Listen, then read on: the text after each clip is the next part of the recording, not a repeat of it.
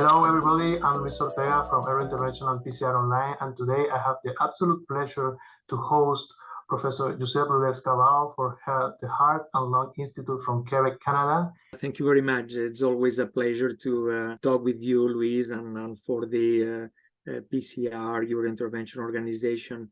You have practiced, Dr. Rodés, in Europe. You have practiced in Canada, so you have a broad vision of fellows, of all this stuff, which will be, a couple of advices to people who's going to their, general interventional cardiology training. They are thinking about jumping into structural heart disease. Which will be your remarks for them as a senior in this field? My remarks would be really go for a very good training. This would be important. I would say also that the advantage of a structural compared to coronary, I would say, as I say to my fellows, coronary, when you will arrive to your position as a staff member, you will be on call 2 days after. Doing coronary angioplasty, primary PCI, you will be alone at the Saturday night, no one there, meaning that just be aware that you have to be really very well trained in this coronary, because up to now, as you know, Luis, we are combining in general. More and more probably there will be coronary people and maybe structural people. This is already happening, that many people in the structural field are doing only structural. And my impression in 5 years from now, this will be more and more a reality. People only doing really structural, because the complexity of the field is increasing. The number of procedures. Can you imagine doing tricuspid procedures 5 years ago?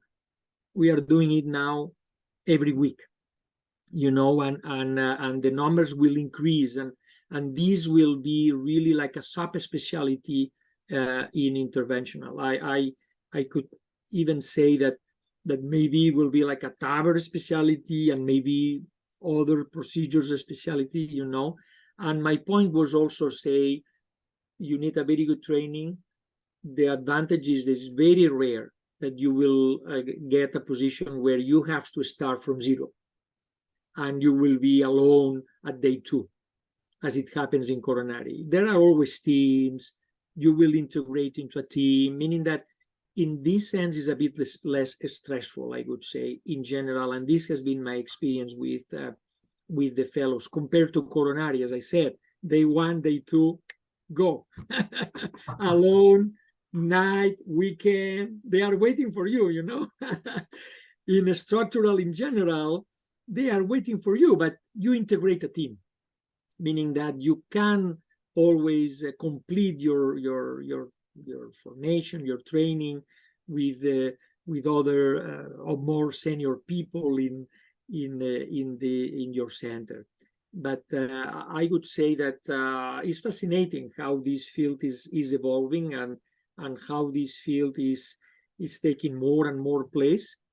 And it's becoming, as you may know also, Luis, at least in many centers in Europe and Canada, relatively a good problem, because this is taking cath lab time more and more, and the coronaries are there, and then the structural, and you have to reorganize. And I think that we will have all of us to think about all these for the near future, because as you can see, the expansion now addressing all different types of problems in all valves and heart failure interventions, etc.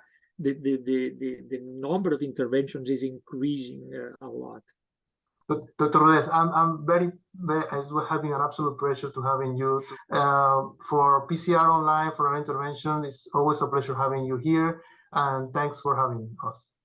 Thank you very much. A pleasure.